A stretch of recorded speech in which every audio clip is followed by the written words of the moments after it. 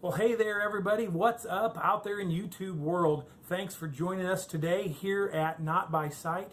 My name is Disciple, and we are going to take a few minutes and I'm going to talk about one of the most important decisions that you have to make before you ever step foot on the trail. So stay tuned and come along with us.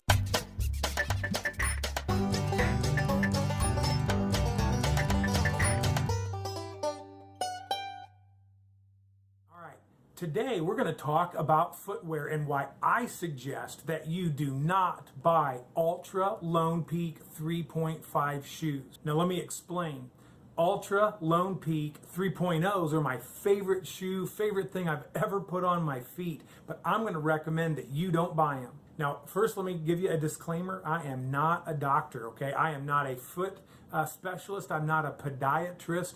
That is not my area of expertise. However, I've walked nearly 3,000 miles on my feet through hiking the Appalachian Trail in 2017, and among other trails and other miles that I've put on. The deal is I've got some opinions on what it is that you need to put on your feet. Let's talk about footwear and my observation, non-doctoral observations from life on the Appalachian Trail.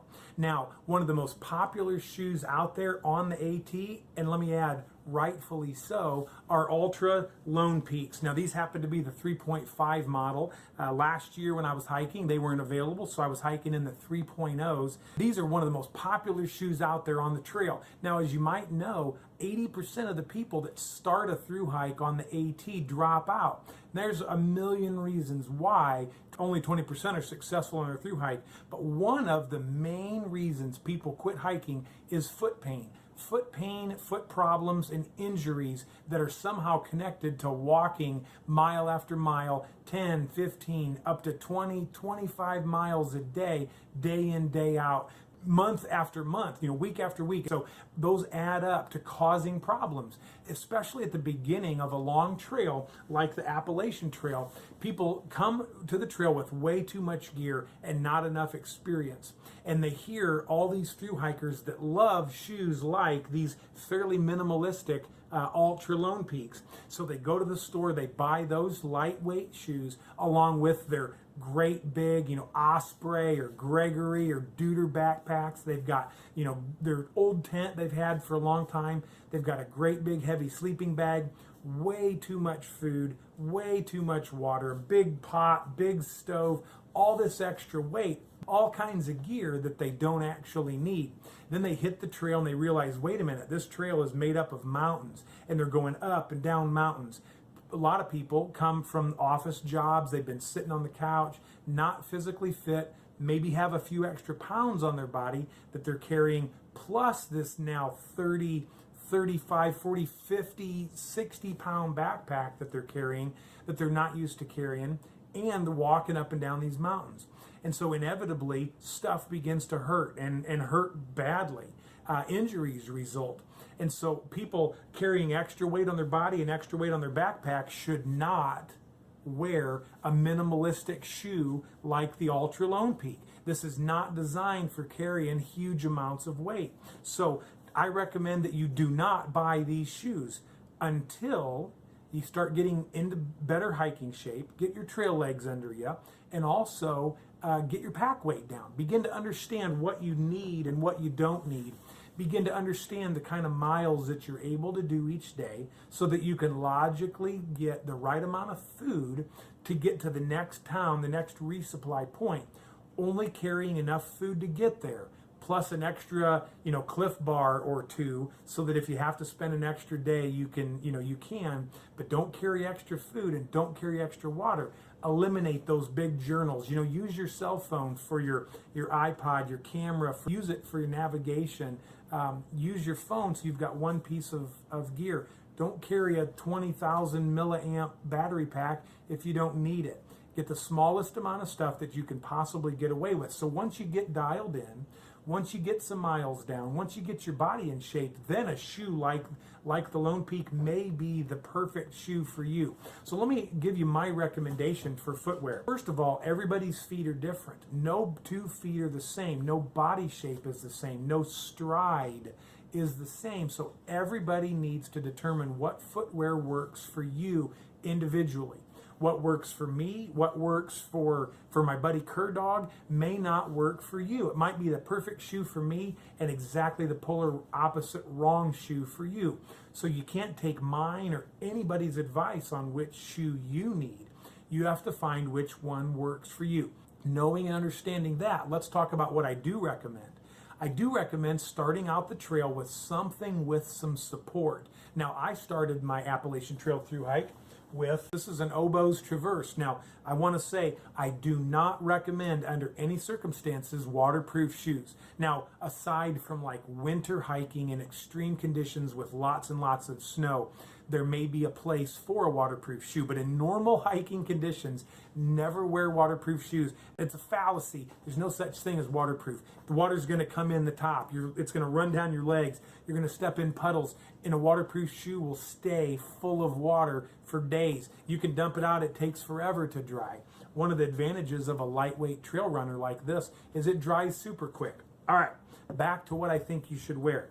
I recommend that you wear something with some support to get started. In my case, I put 1,000 miles on these Oboz Traverse shoes. They did me real well. I didn't have any mechanical body issues. I didn't have any injuries. I didn't have any problems like that. I did have some blisters. I had sore feet, skin irritation. That's very different than plantar fasciitis or tendinitis or any of the repetitive motion injuries that's very common in long distance hiking.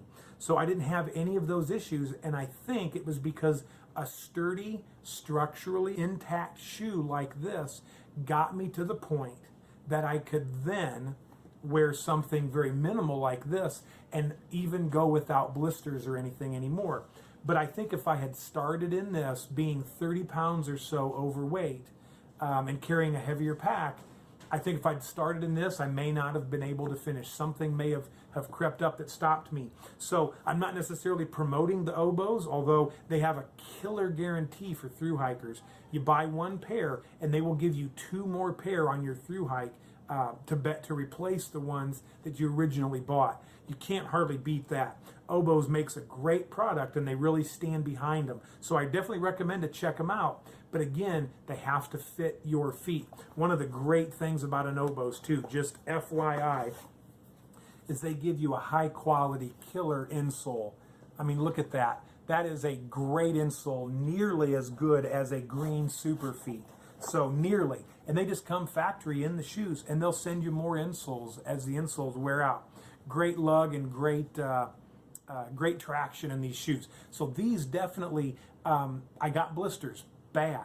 But I may have gotten blisters in anything because I'm starting out hiking day after day, and my body wasn't used to that. So anyway, I recommend starting with something structural like this, then, and only then, possibly, if they fit right, finding one that does, getting into something like an Altra Lone Peak and letting these things just cushion your feet and help you walk comfortable mile after comfortable mile.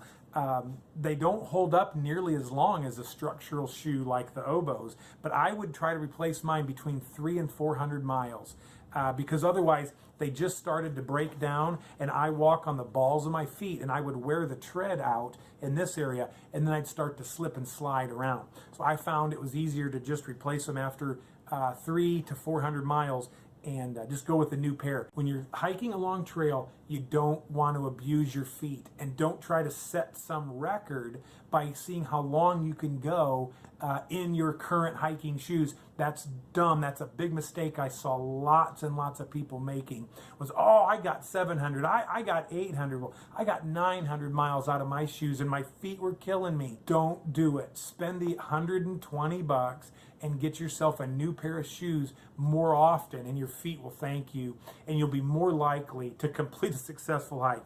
So let me take a minute and explain why I like these shoes so much. One of the reasons that I love, absolutely love my Altra Lone Peaks is because they have a wide foot-shaped toe box. I've got wide feet, and so my feet, not many trail runners are made in wides, and so my feet fit very well in these shoes. and I can feel the ground. Hiking in a shoe like say the Oboes or a traditional, Merrell, whatever, heavy duty shoe is like walking in a box. Now, the box protects your foot from the rocks and the sharp things underneath your feet, but your foot slams the side, it slams the front, it slams the other side, and your foot bangs around in the box a little bit. It's being protected from the bottom, but not so much the sides and the front and the top. So your foot suffers some injuries in blisters and calluses and things like that. In walking in something like an Altra Lone Peak to walking in a bag. Now the bag doesn't protect your foot as much from the bottom, but it also doesn't hurt your foot on the sides or the front or the other side. And so all in all, that bag allows you to feel the rocks, to feel the ground, and to walk more delicately. Therefore, protecting your feet, your lower legs, your knees, your hips, your whole body. I personally could just walk a lot smarter and a lot more gently and a lot better in a shoe like this than I could something more substantial like the Oboes. Therefore, once I learned to hike, learned to walk, got my body weight and my pack weight down, a shoe like this was a dream. And I could just cruise and cruise.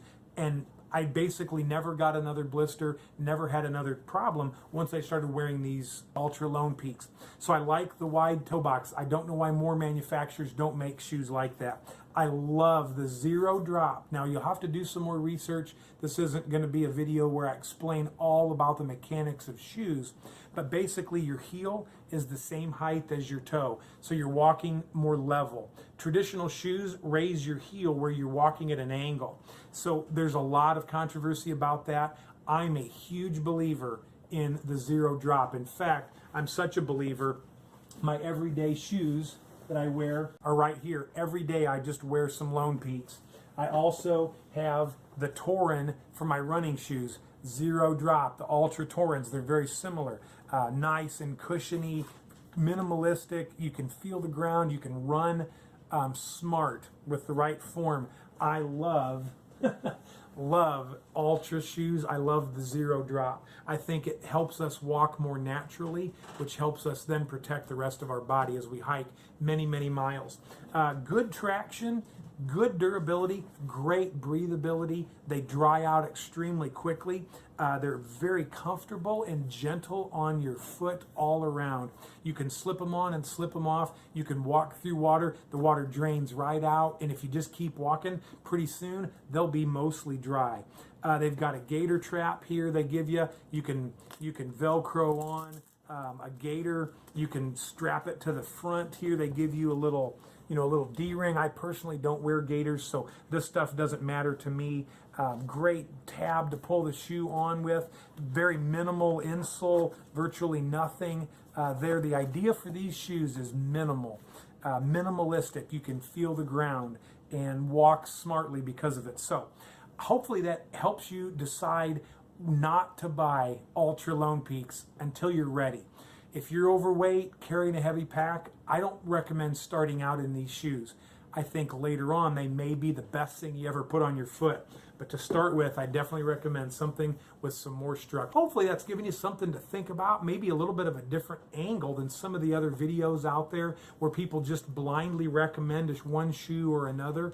Again, you got to go to a great outfitter, a great running shoe store, and get fitted for the shoes that work for you, for your feet, your body shape, and your pack weight. If you like this video, let me know in the comments below. If you have questions about shoes, footwear, or long distance hiking, let me know, and I'll see if I can answer them for you. I might even make another video that helps you out on your questions. Let me know what shoes you like, and if you haven't subscribed to my channel, I'd love it if you would. Thanks for watching this video, and God bless.